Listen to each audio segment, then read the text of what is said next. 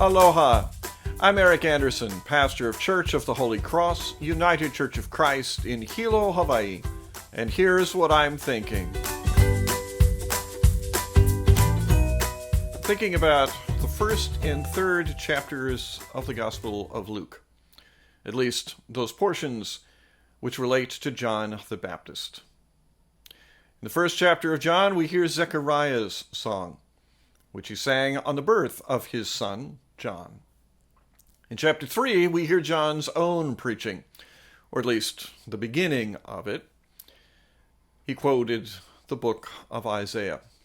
In the wilderness, prepare a highway for our God. Both sections make clear that John's role is that of a messenger, a classic role in the history of the faith. There had been messengers of God going all the way back to Abraham. And indeed, the prophetic role within Israel was a valued and hallowed tradition. At least most of the time. The simple truth of the matter is that in much of the prophetic books that are in our Bible, we hear about people who hear the messages of the prophets and promptly do something else. The messengers of God quite frequently brought messages that particularly the wealthy and powerful did not want to hear.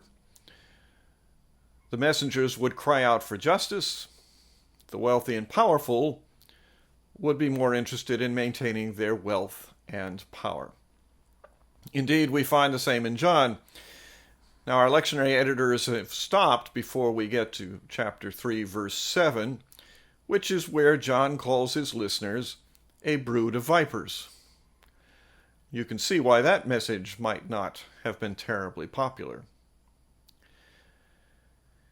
But indeed, I do believe it is the content of the messages that has led us so often in the course of history to ignore or discount, even fear, even kill the messengers of God.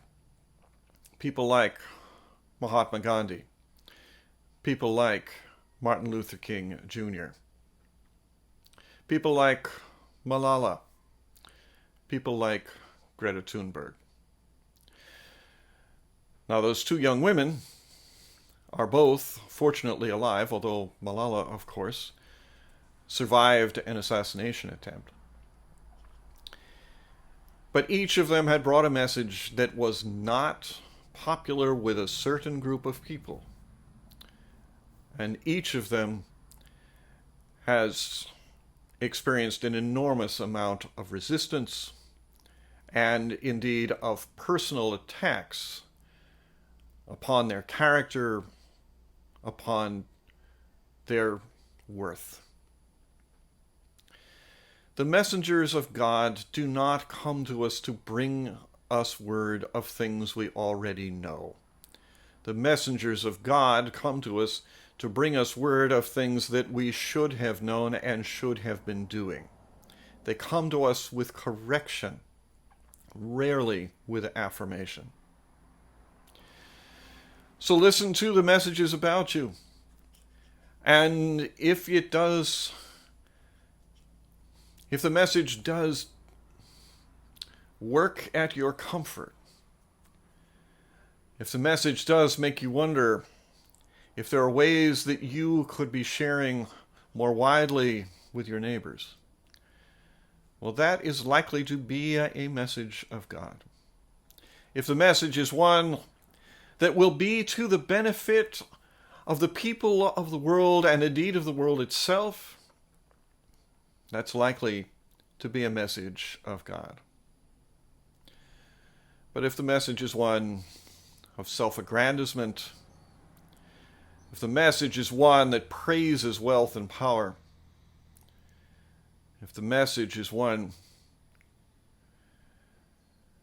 that makes you greater than all others, that is not a message of God. Instead, Listen to messengers like John, or Malachi, or Jeremiah, or Jesus. That's what I'm thinking. I'm curious to hear what you're thinking. Send me an email or leave me your thoughts in the comments section below. I'd love to hear from you. From Church of the Holy Cross, UCC in Hilo, Hawaii, that's what I'm thinking.